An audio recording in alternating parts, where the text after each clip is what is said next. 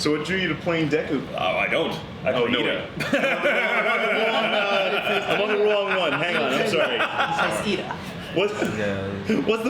What's your favorite scene that you've recorded as Iida?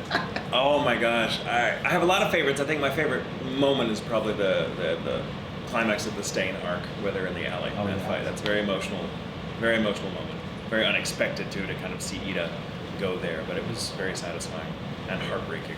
You voiced a lot of characters. Yeah. Something like 300 now. Yeah, like what's the Yeah. Like what's the process usually you go through to determine what voice a particular character gets? It's kind of it's a collaboration. So we go in, and usually I'm often cast because my voice is already kind of in the wheelhouse of that character. Like, oh, Tatum can do.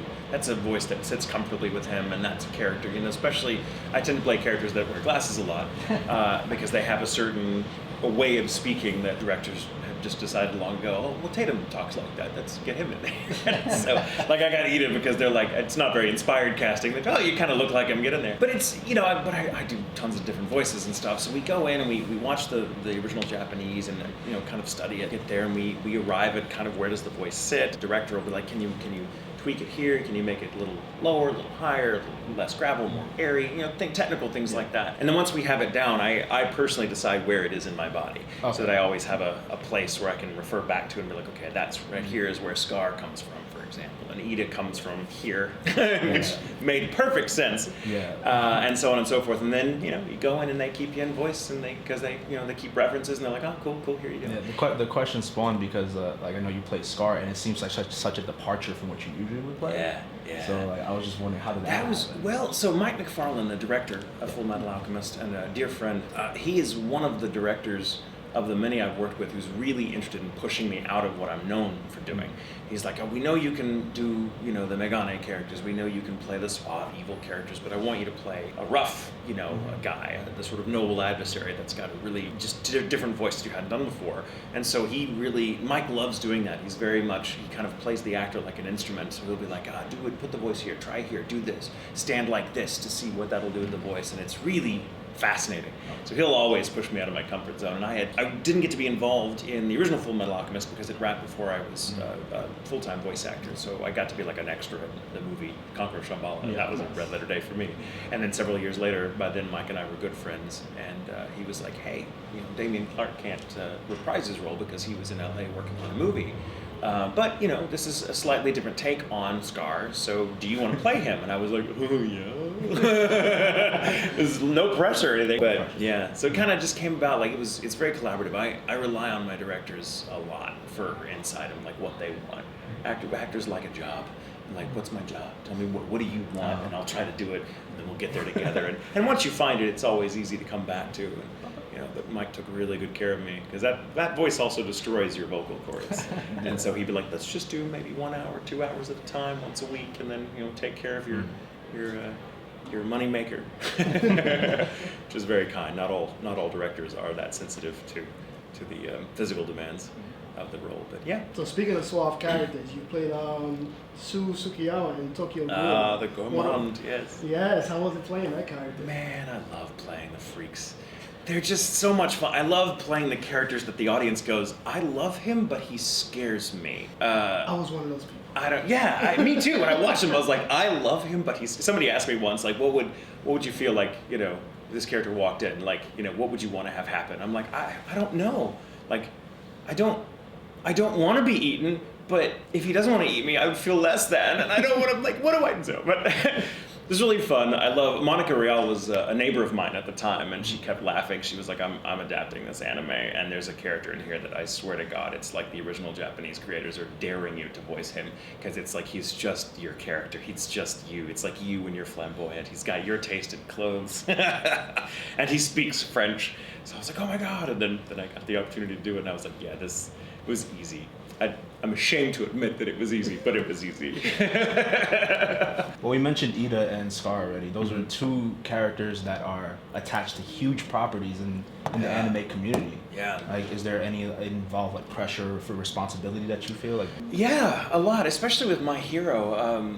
My hero is just exploded. I mean, I don't think when you work on a show as good as that, and it is good, and we all love being a part of it, you want it to take off, but it rarely does. I mean, as an actor, like about 99.9% of the shows you work on that you love just don't ever, they come and they go. Yes. But this show just took off, and all of us were like, wow, well that's great, because we love the show and we love that it's caught on, but now it's like, oh, we're very visible now. Everything we say and do, and especially it's such a large fan base that appeals to a wide variety of age groups, and so we have to be a little, more conscious of that as actors, and be careful that we're not talking over people's heads or dumbing things down too much, because we're talking to adults and we're talking to children and everyone in between. And God, the characters mean so much to the fans. Like, they really, the people that love Iida, for example, or that love Deku, and they love them because they identify with them and they're relatable, and that's a real responsibility, because it's like being thrust in the role of being someone's counselor, and I'm like, I don't know that I'm qualified to be that, so I'm very careful about how I talk about Iida, because I want fans to know that I love him, but because I feel very close to him, sometimes I'll make a little bit of fun, the way I would poke fun at myself, and I don't like doing that in front of a fan, because that's, if that's who they relate to, I don't want them to take it as though I'm mocking them. So I just have to kind of be careful of how I speak about him, so that I don't harm anyone's self-esteem who relates to him, and that's new to me. I've never had to worry about that before, because usually the audience, the fan, the characters I play are the sort that you're like, oh yeah, they understand Tatum. He's a jackass. He'll make jokes and stuff all the time, but it's a little different now. But I love it. I think the fan group, the fan base for my hero is so extraordinary. They really seem to absorb the lesson and the message of the show, because they are the nicest, kindest people to us, to each other. It's really rewarding to see, but I have to very much be on Iida behavior. Which is a good thing. It's a good thing. So continuing the talk of Iida, since we're on the topic, you've been playing him for quite some time now. How much do you see of yourself in Tenya? Oh my God, and how has he changed you as both an actor and in your personal life? There is no acting involved with Iida. Iida is just me if I had a superpower. That is my personality type. I'm very much a type A. I'm a little controlling. Not from the standpoint that I like things a certain way and it's my way or the highway, but a standpoint of like, no, this will be great for you. This will just trust me. Do this. And so I'm very much in any group of people that I consider friends. I am usually the self-appointed mother hen. I'll be the one that's like, okay, everyone, we're gonna do this. Is everyone fine? Everyone fine? And it kind of drives people crazy, but that's my. So it's not. Iida hasn't changed me as a person, except he's given me a little. Playing him, when you're kind of asked to play yourself, you kind of look at yourself as an actor for the first time and go, oh, I do that. Why do I do that? And so I started looking at myself and, well, what's Iida's journey? What's his big lesson? And every character has a lesson, has an arc that they're following. And Iida's really, which I took to heart, was that his big thing is having to learn that he has to be able to let go a little and trust that his friends don't always need him to be that person for them, that they're good without him having to remind them how to be good. I think Iida gets a lot of his self-worth from being the one that's like, hey, I believe in you. You heard me right. You heard me right. And so he's a little overbearing sometimes, though of course he's wonderful and means well. And I have to be like, yeah, sometimes I do have to kind of step back and let people make their mistakes and let them learn from it. And that was hard for me to accept. So in a way, I don't know that Iida has changed me yet, but I know how I ought to change because I've played him now for 4 years. And with what you said, that usually like when you want his superpower as well his quirk, is there a quirk that you would rather have from the My Hero Academia or from somebody else? I love Iida's quirk. I think I'll pick that, but I get asked on panels a lot. We all do, like, what quirk could you have that you haven't seen? And one of my favorites is, I think Brittany Karbowski, who I adore, said that she would love the ability to throw a fart. Like, to be able to fart, but it appears like in another room. Like, you can target a specific person, and it hits them, and like, target farting. I'm like, that would come in handy. And I added that, what if you could target fart but make it smell like anything you wanted? So like blueberries. No, but honestly, I think the quirk I would want, especially for as much interviewing as I do, I would like the quirk of never saying the wrong thing. Okay. That'd be a superpower, because God knows I don't have it. So you have quite an extensive career. What's been the biggest challenge for you, or the most challenging character that you've played? Well, I think every character presents a challenge. I think the one that was hardest for me to do emotionally was Okabe from Steins Gate. That show was very, very close to my heart, and I was also working on it as a writer along with Patrick Seitz, but it was also just the show. I'm like, I was the fan for that show. I was the intended audience for that show, and I was like, I'd be watching this and loving it even if I had nothing to do with it on the creative side. But it was just amazing. But and when I was writing the scripts, I didn't intend to be Okabe. I thought, well, surely they're not gonna have me do it because I'm writing it. That seems a little much. And they were like, well, yeah, it's gonna be you. So I go from like, I can't, I don't envy the poor bastard that has to breathe life into these lines. Oh, it's me. It's crazy pressure because, I mean, you're in the booth for, hours and hours a day because he's such a chatty character. But my God, like, if a line doesn't work, it's my fault one way or the other. I've got no one to blame it on. But I got really, so I would get really into the show as a writer and then have to go and recreate that experience in the booth once that episode came time to record a given episode.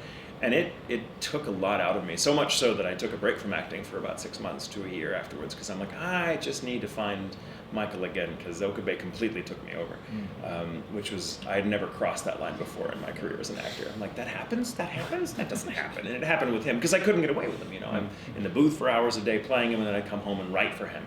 And then I'm like, all my friends and loved ones understood, like, yeah, this is just going to be who I am until the show is over. He's the only character I've ever had like a little ritual to kind of exercise. When we were done, I had a little lab coat that I bought for myself just to have handy to kind of, I never wore it while I was recording because I would have felt silly, I suppose, but I did wear it often when I was writing. Because then I'm at home in my own office and no one can see that I'm dressed as Okabe. But it just helped. It helped because it became for me what the lab coat is for Okabe. It's his persona. He puts it on and that gives him permission to go all out. And at the end, that permission made him a hero. And so I kind of got in touch with like, well, what is that like to have kind of a security blanket like that? And when it was all over and done with, I took it out and I burned it just as a way to be like, I'm not like screw it, I can't, not the way I would burn a house, but just to kind of almost giving him sort of a Viking funeral, as it were, because I was like, okay, well, let's put him to bed. He's fought a good fight. Let him rest. And then I had to kind of find myself again for a few months afterwards and then get back into it. Because when I'm having to reprise the role 7 years later, I had to be like, oh man, I don't know if I can do this. This is a lot. That has far and away been the most challenging role, just emotionally. There's still quite a bit of it I can't watch because the memory's too painful. Sometimes, I had an acting coach tell me years ago that sometimes if you've really gotten into a character, you're traumatized as though what's happened to them has actually happened to you, which sounds like insanity, or certainly nonsense to people that have never been in that situation. But I was like, your brain doesn't really distinguish. If you get into something, brain's like, hey, this might as well have happened to you. And so I kind of carried that trauma with me for a little while. I was like, what is this? That's the thing? Actors can have that happen? And yeah, they can. So I learned how to better protect myself from that sort of thing going forward. I also know that you also voiced Erwin Smith from Attack on Titan. Yeah. What was it like saying that last speech that we did for his people? You're gonna make me cry, and it's Friday. I know.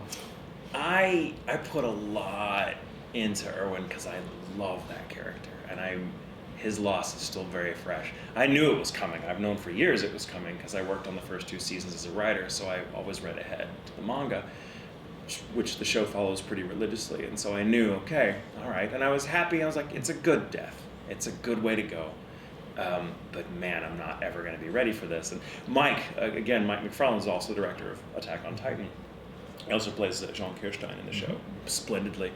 But I would go in, and Mike's he's a certain type. He's kind of, he's very much an artist, but he's all business in the booth. Like, we will cut up and stuff out of the booth, but in the booth it is work, and we do this, and we're very focused and very driven. And there's very little time to compliment or pat each other on the back because we have a job to do, which is great in that setting because it's a very military show. And so he wanted to kind of embrace that environment and kind of let's make it like, yeah, every session is like you're going into battle or wrestling with the idea of needing to. So it's very rare that we would go in and he'd be like, hey, how's it going, whatever. And then I walked in that one day and he'd be like, hi, how you feeling today? And I was like, oh, fuck, it's today, isn't it? And he's like, yeah. And I was like, God, I'm not ready for this. And he's like, I know, me neither, get in there. And we did it, and it was hugely satisfying. I had chills. We did it in one take. That speech, yeah. When you've been playing a character for 7 years, though, you get, I was ready or not ready. I was ready to just say whatever had to be said, just like he was. And from, I guess, Mike's perspective, that was the perfect place for me to be. And that's another one I can't watch. Not yet. Maybe years from now. But my grandfather, who I was very close to growing up, fought in World War II under Patton. And so in some ways, my performance is kind of me trying to capture what I thought his character was, because he was a very noble guy. And he'd always spoken about, I've never talked about this before. Growing up, he always talked about his time in the war in very heroic, kind of sweeping terms. He was very proud to have fought for his country in a very, important war against a very evil force. But later in life, toward the end, he started remembering things that, the horrors of war, which of course are always there, and he wanted to talk about them, and he didn't want to talk about it with anyone else but me, because we had just kind of grown close, and he thought, I can talk to you about it. So I sat with him for a good 6 months. We'd come over a few times a week, and I just interviewed him about his experiences. And some of the stories he told me were horrific. And I had no frame of reference. I've never been in the military. I've never fought. And yet, and I had always had this certain picture in my mind because I'd grown up watching movies and listening to his stories. And for the first time, I really heard how traumatic it was. And here he was in his 80s, still traumatized by something he'd been through when he was a teenager in his 20s. And how that still was with him, and he was still trying to process it and not really quite being able to. And that, it meant a lot. I've carried that with me for many, many years. And so when I started working on Attack on Titan, that came up. And so I was like, I want to play this character in a way that kind of honors anyone that's been through something like that for the sake of someone else. And I hope I did well. I'm not sure I did, but I went down fighting. At least. Sorry, I bring the room down. Well, to lighten the mood, we spoke about Iida and Okabe, who are very silly at times and can also be serious and very expressive, like physically expressive characters. And it reminded me of one you did earlier, Isaac Dean in Bakano. I always hope he comes up in an interview. He's one of my favorite performances. Well, Bakano is my favorite anime. So you have excellent taste in anime, my friend. Man, I love that character. I love getting to play opposite of Caitlin Glass, who's one of my favorite people in the world. We had so much fun. And they're kind of the heart of that show, really. They're really, that show is so serious and so dark, but then you have this wonderful, like, crazy, goofy couple that think they're criminals. But I love it. I mean, just to have that much fun in your day-to-day life as they did, that you wouldn't even notice 80 years had passed without you aging. Like, I want that problem. I want to have that kind of life. But Isaac Dean, love him. He's still out there somewhere. That's what I love about it. Thank you. I love talking about old friends like this. It's great. It's like a reunion. So, without spoiling anything, what can we expect to see of Iida in this new season? I don't know. I'm pretty. I imagine a lot of him in the background running. He's not really much of the focus these days, it seems. There's so many characters to follow, and there's so many new characters coming into the fold. But I think, it's still a pleasure to be part of that. But I don't know. I really don't know. Because we do the simuldub thing, I don't really know until we're doing it. I'm like, oh, this is what we're doing today. Cool. All right. So it's very real for us because it's kind of unfolding in real time. We don't really have an opportunity to get in our heads about what we have to do because it's there. The way simuldubs have to be recorded, it's almost improv. You just have a script in front of you, but we don't rehearse. We just have a relationship with the characters, and that's rock solid, and we know it really well, so that we're prepared to do anything. That when that script comes down the wire, like when any of us are recording a line that you hear in the finished product, it's the first time we've seen that line, because that's just how the deadlines go. It's really fun. Because it's like I said, it's basically improv training. It's like, oh yeah, okay, here's your line, Iida, go for it. And I'm like, all right, what's my context? Cool, there we go. And you tweak it a little bit for timing and things, but like pretty much have to hit the ground running, which for Iida is kind of perfect because that's what he does. So I don't know what you can expect. Some pretty amazing things if the show so far has anything to go on. I'm looking forward to Night Eye and seeing where that goes. My fiance, Brandon McInnes, happens to play him, so I'm watching that very closely because I think his performance is amazing. Yeah. It sounds nothing like him, and he's so good at capturing that dour attitude, but also the kind of emotional overtones. I'm like, God, man, you're so good. You're so wonderful to fanboy over your cast. With Attack on Titan, with your character not being in the show no more, sadly, do you still read the series after? Like, cause you didn't mention it. Like, do you still read it currently with the 123 chapters right now? No, I did read beyond his death, but I haven't read far. I haven't picked up a manga since we recorded that episode, however many months ago. Can't do it yet. I'll do it in time. There's like a grieving process I have to go through. You know, it sounds so strange, but I do it. Eventually, I'll go back to because I love that show, and I want to see what's in their goddamn basement. So I'm gonna get there and I'm gonna watch, but it's like I have to be like Erwin in the afterlife. I was like hover and watch. You also voiced the most fan favorite Sebastian from Black Butler. Yeah. So I want to ask, what's your favorite voice line that you would love from Sebastian? Man, it's just anytime he gets to having a character with a catchphrase is awesome. It doesn't happen very often, at least not in my career, because I tend to get the really chatty characters. Imagine that. So having a character that has that like one line that fans can come up to and be like, say the thing, and I say the thing, and they're happy, and sometimes they scream. It's kind of weird, but kind of awesome. Because most characters, I don't have that one line. They're like, hey, can you say something as Iida? I'm like, it's okay, I'll bitch at you for being out of line or something, you know. But with Sebastian, I have an instant go-to. I'm like, well, after all, I'm simply one out of a butler, and then it's kind of nice. Loved getting to play that character for so many years because that voice is really easy on the chords. He never yells. He never cries, screams. He's always very smooth right in here. He's like just very airy. He gets to do that sort of accent, which I love doing.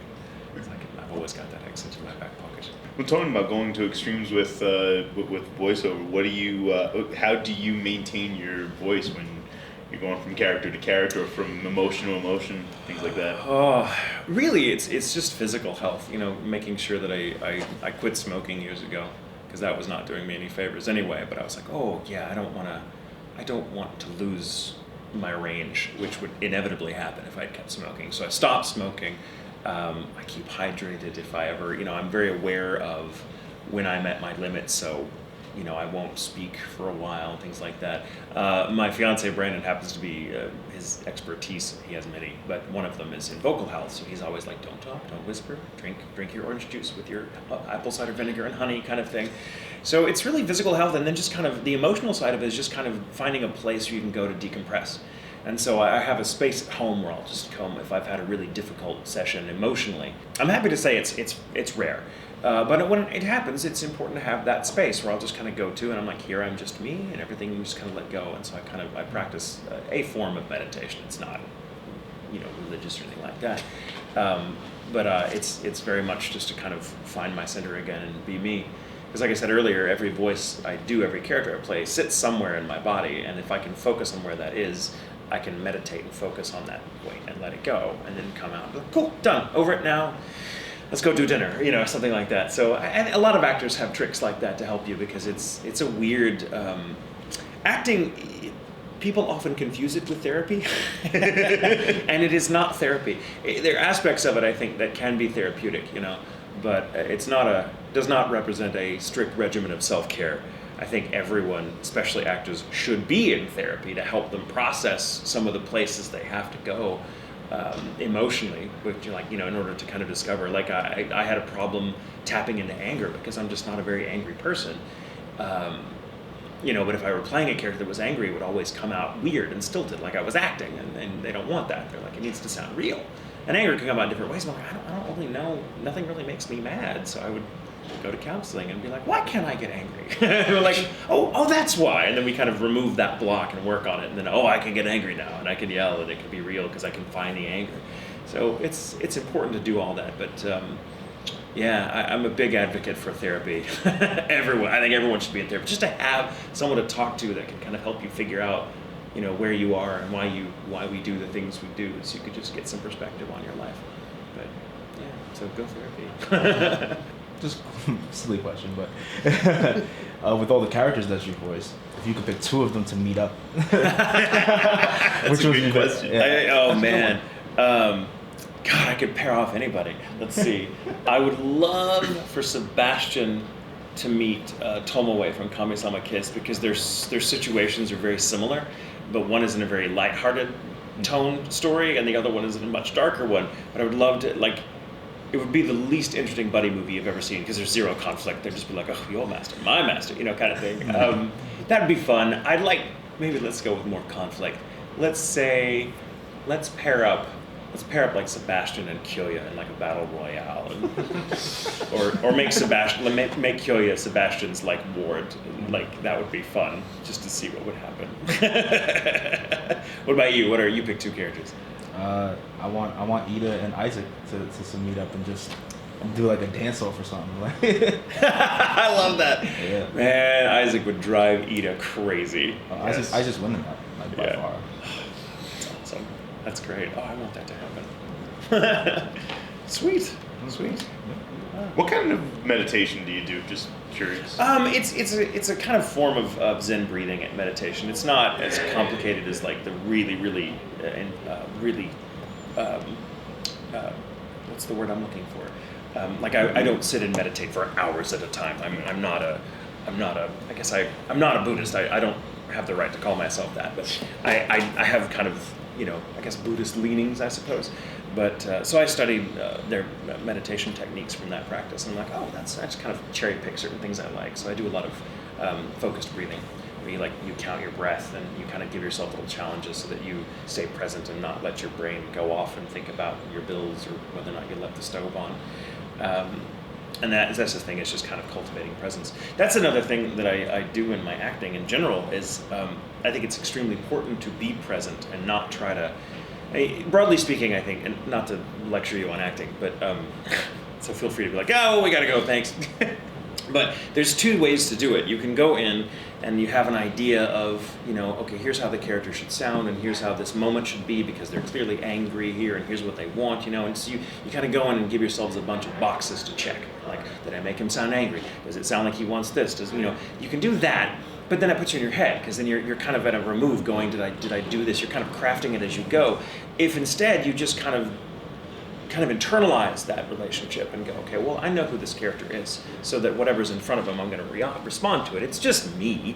It's just me in a new context. I don't believe in character for an actor. I think a character is just, it's me in a new story, so that, a different situation will always tease out different facets of your personality.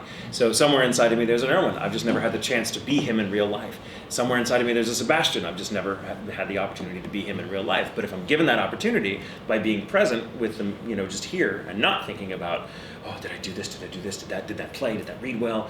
I've found that whatever emotion comes up is to kind of contradict the intention of the line. Like, for example, if the line is, I love you, God knows I've said that many times in my career. If you read that on a page with very little context, you immediately think, oh, that's how I would say it. You say it, and so you might dramatize it in a way that comes off, and the director, a very savvy director, will be like, that sounds fake. That sounds like you're acting. And if instead I just go with my emotion, even if that emotion is anger in that moment, maybe something about the scene just kind of pisses me off, and instead of saying, I love you, I go, I love you. That's real, and if it's real for me, the audience will make it make sense within the context of the story they're being given by the script and everything else. They will always, and it adds depth, because it's not a read you expect. And you can only get those by being present. And I'm like, well, how do I feel right now? So I do this. The line when Iida says, I can't watch this, when he's watching Stain about to kill his 2 best friends, and it's his fault because he got them into the situation, and it's so out of character for him, but he had to do it.